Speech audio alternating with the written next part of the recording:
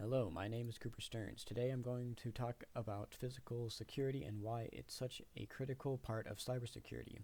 A lot of people think cybersecurity is all about firewalls and passwords, but none of that works if someone can just walk in and access the equipment. My presentation is based on the paper I wrote on physical security in cybersecurity. Physical security protects the actual tangible assets, things like servers, laptops, and even the people in an organization. This includes threats like break-ins or disasters that can quickly turn into cyber incidents. A key idea here is that physical and cyber defenses have to work together because a weakness in one can compromise the other. These are the everyday tools that organizations use to physically protect systems. For example, a locked server room means only the right people can access critical equipment.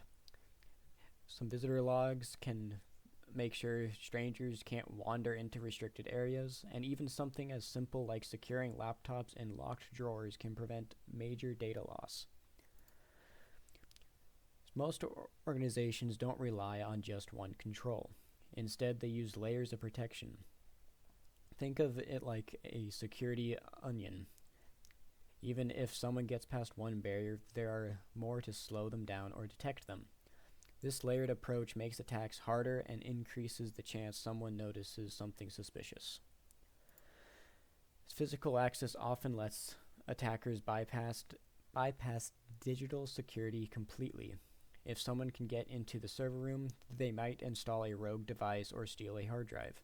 Even an unlocked laptop or a document left on a printer can reveal passwords or personal information. This is why physical security is considered the first line of defense. Physical security also protects against natural disasters. A fire or flood could take out systems for days, causing data loss or even putting lives at risk in places like hospitals. That's why environmental controls like fire suppression systems or backup generators are so important. One of the most common issues is tailgating, someone following an employee through a secured door. Another is social engineering, like someone pretending to be a contractor.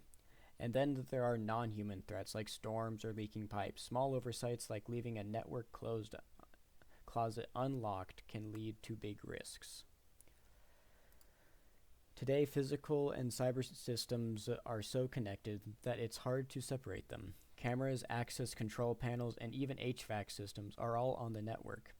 If someone physically tampers with one of these devices, it might give them a foothold in the IT environment. And if someone launches a cyber attack that disables alarms or cameras, a physical break-in becomes easier.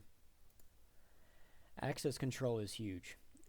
Organizations manage who can go where using badges, keys, pins, and sometimes biometrics. But controls are only as strong as the people using them.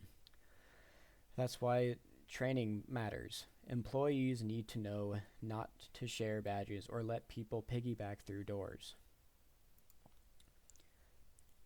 There are many real cases where physical weakness leads to cyber incidents.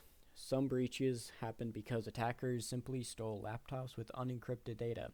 In others, criminals got into wiring closets and installed devices that captured network traffic. Critical infrastructure systems are especially at risk if someone gains physical access.